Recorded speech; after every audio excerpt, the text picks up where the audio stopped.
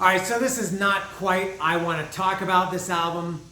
It's not. Maybe it's I want to talk about these albums, and it's not so much that I'm going to talk about these albums contained within this video as I normally do, but just how I got them. And as you can see in the title of this video, they were generously and graciously gifted to me again by the great Miguel. Miguel has been, let's say, a Dan Bowski worshiper, supporter, fan, whatever you want to call him.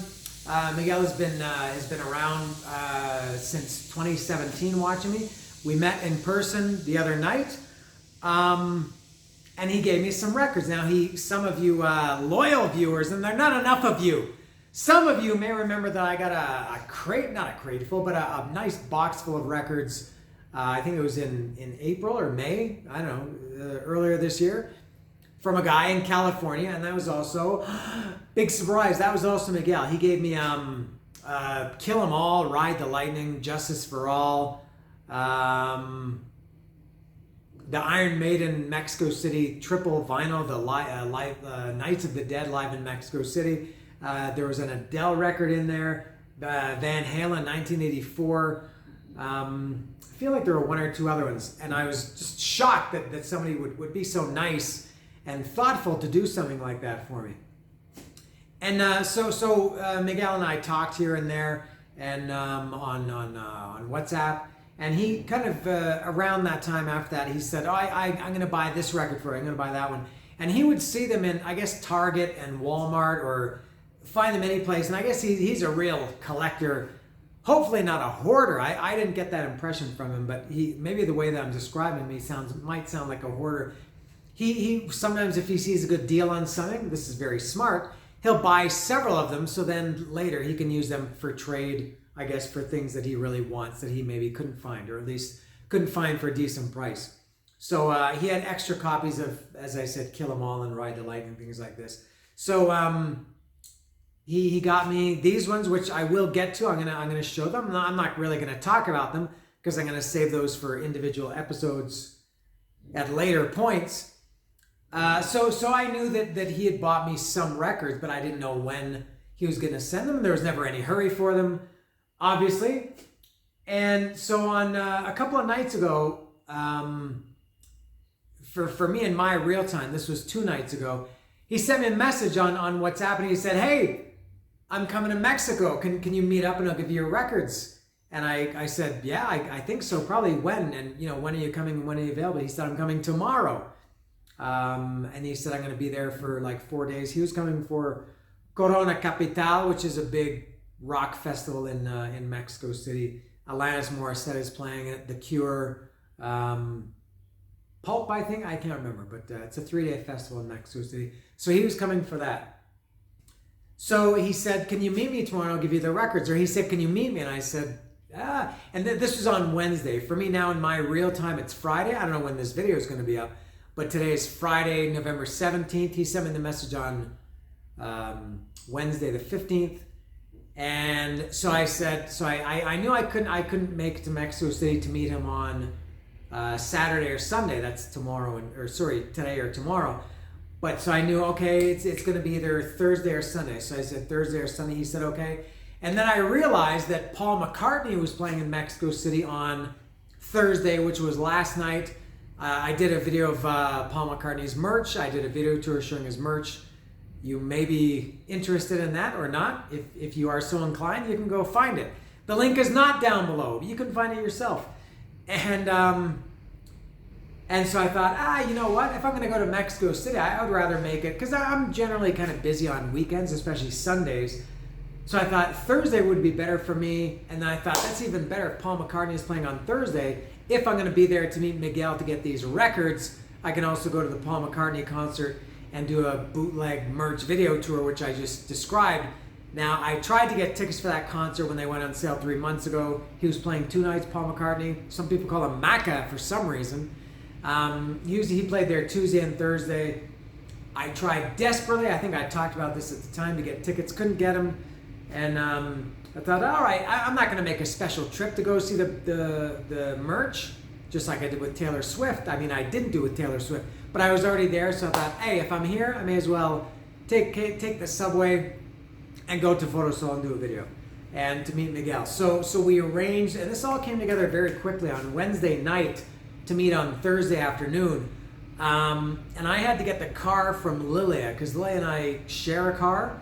She is my ex-wife, and she, I'll use the word again, graciously lets me use the car anytime I want. I typically don't use it or don't need it during the week. So I arranged that with her, and so I got the car. So I told Miguel, yes, I can be there. And I told him, I said, Paul McCartney is playing, so I can meet up with you, and then if you want, we'll come and go see the Paul McCartney merch. And he was very excited about that. And he said, yeah, we'll even go to the concert. So we made a plan. So I said, when are you available? He said, my flight gets in at 2. He has to go to the hotel. And then, he said maybe around 5 o'clock. So I said, okay. Anyway, we agreed that I would be there around 6 o'clock. Now, I was a little bit apprehensive. I didn't tell Miguel this. He's only learning this now if he watches this, which I assume he is. I was a little bit apprehensive, not for any safety reasons or anything like that, but just because, after living in Mexico for 17 years, as I have, sadly, I've become accustomed to people flaking out. Mexicans are horrible. They're the worst. They make plans, they don't do them, they cancel, or they just don't show up. You're supposed to go out for lunch with them, go wherever. They send you messages saying, hey, do you want to go out for lunch? And then you say yes, and you never hear back from them. They're late. They change the meeting place. Instead of just you and them, they bring their whole family. It's horrible sometimes. Sorry, but it's true. It's very difficult dealing with Mexicans sometimes. Now, not that Miguel is Mexican, despite his name. He's American. He was born in the United States, and he's lived there his whole life in Los Angeles area. But after 17 years in Mexico, I've kind of, been trained to not really believe people when they say they're going to do something. So I thought, I'm going to go all the way to Mexico City, and he's not going to be there. I'm going to get there we were going to meet at Tasqueña, which is the metro station, the subway station in the south of Mexico City, the one closest to me. God, this is long. And I thought, what if I'm gonna drive all the way there, and he's not gonna be there, or he's gonna be late, or he's gonna say, can we meet there, at 9 o'clock instead of 6 o'clock or something. And I'm the opposite of how Mexicans are. I'm the most punctual person you'll ever meet, maybe except for any random person in Germany or Japan. And so I told him I'd be there at 6 o'clock. Now I have to drive to Mexico City, which is to Tasqueña, where we're meeting. Which is in the city. To drive to the city itself is just about an hour, maybe less than an hour. But then, the further into the city you go, you could hit traffic, which could be brutal in Mexico City, worse than wherever you live. You might be thinking, oh, it's worse in my city. No, it's not. It's worse in Mexico City. I promise that. And I got there at exactly 6 o'clock. Exactly. The digital clock on my car showed when I punched the machine to get the ticket for the parking lot. It didn't say 5:59, didn't say 6:01, it said 6 o'clock. So I had been, sending Miguel voice messages, and I said, okay, I'm almost there. I'll be there in 5 minutes, 10 minutes, whatever. He said, okay, I'm here now. And I thought, okay, that's good. We're off to a good start. I got to the parking lot, and I texted him. If I do this, that means I'm texting. And I said, I'm in the parking lot now. My car is the red Mazda MX-2, or my M2, whatever that car is called. I don't even know. He said, oh yeah, I see. He said, I'm sitting on a bench outside the terminal. I see you. And so we kind of met together. We said hello. We hugged and kissed, I think. We did a few things and got the formalities out of the way. And he gave me a bag full of records, which I'm about to show you right now, which I am so really, I don't know what else to say, grateful for. Gracious, he graciously gave them to me. He generously gave them to me. And it kind of made me think, why is he giving me gifts? And I thought, why isn't everybody giving me gifts? That's what I thought. You should all be giving me gifts. And keep me in business for this I want to talk about this album, that series that really nobody watches, but I enjoy doing. So he gave me, here it is, and this was, a nice touch, and I'm sure this was intentional, that he gave it to me in a record store day bag, and they're all in here. Now, I did know what all these records were going to be. There was one that I had forgotten about, and there are, how many are there? 5, there are 6 records in here. Now, when I talked to him we talked on video chat on WhatsApp the night before on Wednesday when we were planning this, and when I told Paul McCartney was playing, he said, "Oh, Lilia, my ex-wife," he said, "she's a big fan, right?" I said, "Yeah," and he said, "Then you know what? I'm gonna bring something for her, and you can give it to her. So I'll start with that one." Can you believe this? He gave me this 4-record box set. This is, I guess it's called the. I guess it's the White Album and the Escher demos.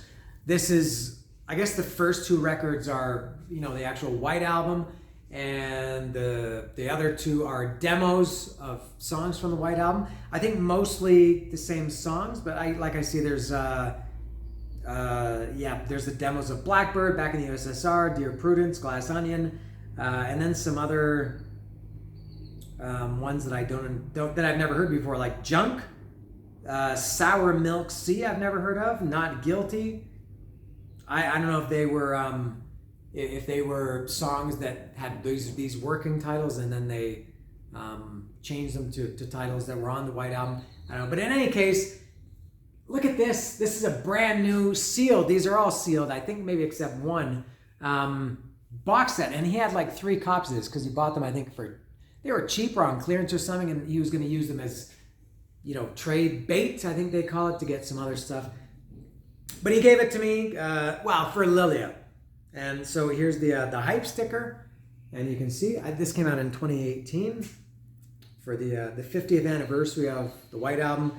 Anniversary 4 LP edition, 180-gram heavyweight vinyl and mastered half-speed. New stereo mixes by Giles Martin. I guess that's George Martin's son.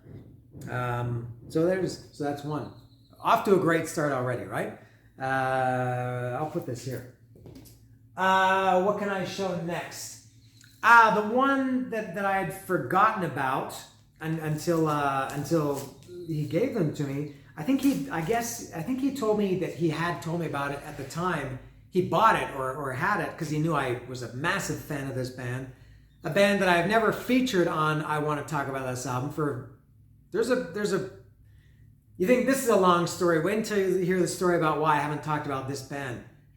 It's personal, and it's I have a grudge, and it is personal, and it's Kadavar. I'm a massive Kadavar fan. I have a Kadavar related, directly related tattoo right here, and so this is Kadavar is one of a very, very few bands that I've seen live in Canada, Mexico, and the United States. I flew to Tijuana and then crossed the border to see them in San Diego a couple years ago. I went to Toronto to see them a few years ago, that same year. And I've seen them in Mexico, I think 6 times or something. So this is, again, a brand new copy. This is their first record. I'm sure, because Miguel gave me this, and how could I not do an episode about this at some point? So there it is, the first Kadavar album. I'd forgotten about that one. And what can I show next? This one, maybe this is the one I'm the least excited about, although I'm still happy to have it. And this is the return of the Dream Canteen by the Red Hot Chili Peppers. I think he told me they put out like all the colors of the rainbow and more. They put out vinyls of all records of all those colors, and I guess some of them were really cheap. This was marked down to it was $27.99, clearance $18.99, and I think he told me at Target, as you can see, this was a Target exclusive. He said when you go, and he took a video of this and showed me months ago, that when you scan it, it's like $8.99 or $9.99 or something. So I think he got a couple of these, and he gave me one. I don't know. This says lemon vinyl, and when I do the episode featuring this album, I will obviously I'm gonna talk about it. I won't say too much more because I want to save something to say when I give them the proper treatment. Next into the bag of tricks is, what can I show next? Let's show this one. This is another brand new one, another Target exclusive. Similar, I think. So this is regular $24.99, clearance $17.49, and when he scanned it, it was like $11, something like that. The new Oz, or not the new, but the latest Ozzy record, Patient Number 9. This came out last year. And this is also a red and black marbled vinyl. This is a Target exclusive. That's how we say it in Canada, Target. Hype sticker and everything. So brand new Ozzy record. I haven't had an Ozzy record. I won't say it. I'm going to save it when I do this episode. You can guess. Leave a comment down below if you think you know when the last, or what the last Ozzy record was that I bought. So it is Patient Number 9. There are 2 more. I think this is maybe, the most interesting one. I can't remember how this came up. I guess we were talking about it and I said I really like this band and I've never talked about them, but I'm going to. And this is really surprising. Are you ready? Oh, I can't get it out. There it is. Keel, The Final Frontier. I'm a pretty big Keel fan. I don't think I've ever once even mentioned their name. Not only have I not done an episode about any of their records, but I don't even think I've mentioned their name in my I Want to Talk About This album series. Now this one I'm not sure, and I don't care. It's in this this plastic, and then there's a price. Where did this come from? Is it Amoeba? I don't know. There's I think it is Amoeba. The price tag on it, it's $19.99, and it says sealed. Now I don't know if sealed means that it's brand new. I don't know if this was reissued. 1986 was the you know what? I wonder if this looks like it's a cutout. I just noticed that. There's the cutout. So I would imagine this is a brand new record from 1986. I don't see a reissue date on this, so this is maybe an original one from 1986. I'm looking forward to talking about this one because, as I said, I haven't talked about Keel. So there we go. I think this is maybe the one. It's maybe not the one that I like the most, but the most intriguing one for me anyway. And then there's one more, and you can maybe guess who it is that I'm saving for last, and why I'm saving them for last. If you if you know me, and if you know who I like, you probably shouldn't. And if you look at what I'm wearing, I look like Kiss vomited on me. And not only is this Love Gun, Love Gun is my favorite Kiss album. When I did my official Kiss rankings 2 years ago, whenever it was, I had this at number 1, and I probably would keep that. It would remain at number 1. Sometimes they move a little bit. And this is really, of all the Kiss albums I bought, I think there are only 3 left. Before this, there were 4 I needed. I needed Love Gun, and I still need Hot in the Shade, which sucks, but I still want to get it. Crazy Nights, which probably sucks even more, but I still want to get it. And Sonic Boom, which from what I understand is pretty much impossible to find on vinyl. So I don't have too much hope, and I can't find Crazy Nights or Hot in the Shade. But I did find, thanks to Miguel, Love Gun. And I also want the Live 3. That's it. Other than that, after that, my Kiss collection will be complete. Now, this one is used. He told me it was used. It looks in great shape, and as far as I know, it is an original one. I don't think it was the reissue from when those came out in 2014, I think it was. And this is weird packaging, because I guess they do this. Maybe record nerds know this. I guess they put the record like this so you can actually see that it's in. What kind of condition it's in, instead of having it in the dust jacket.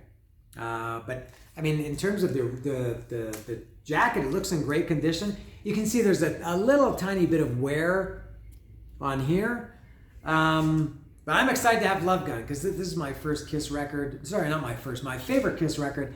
Now I still do, and I'll probably eternally be looking for this new until I find it, because I want that stupid paper gun that came with it.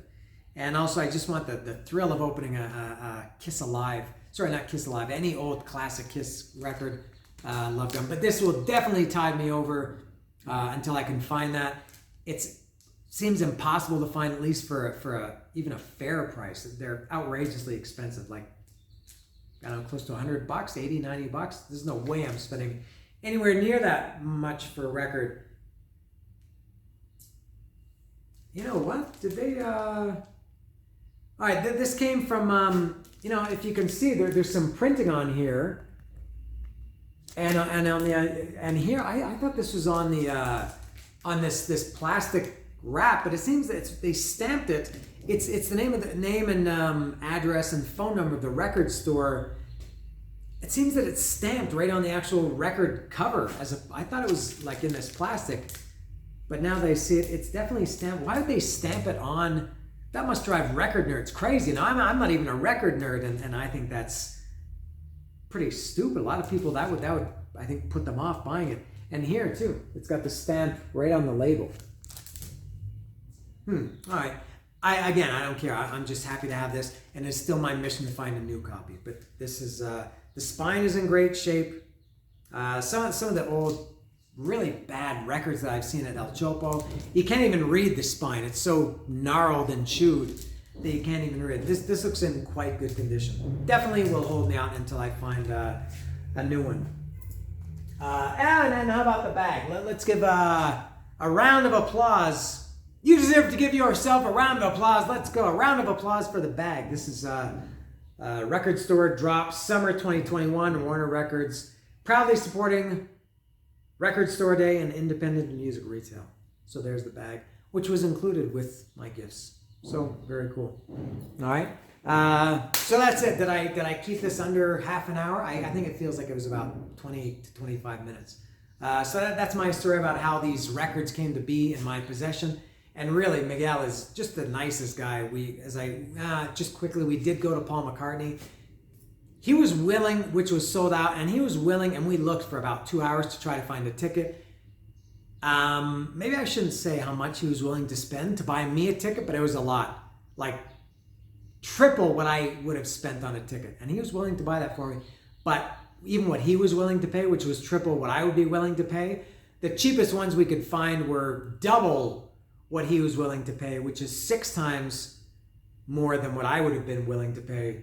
So we didn't go see Paul McCartney, but we spent a couple of hours when we had lunch. God, this guy even bought me lunch.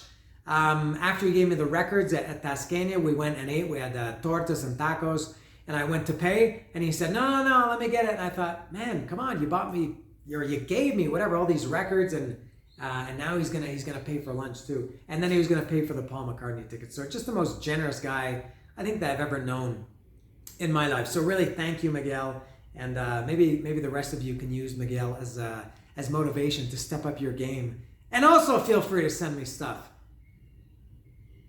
No, but really, thanks to Miguel, and I've got some great bonus records here in my collection. I'm very happy to have. And that's all. In the coming months, I guess I will be talking about all of these at some point.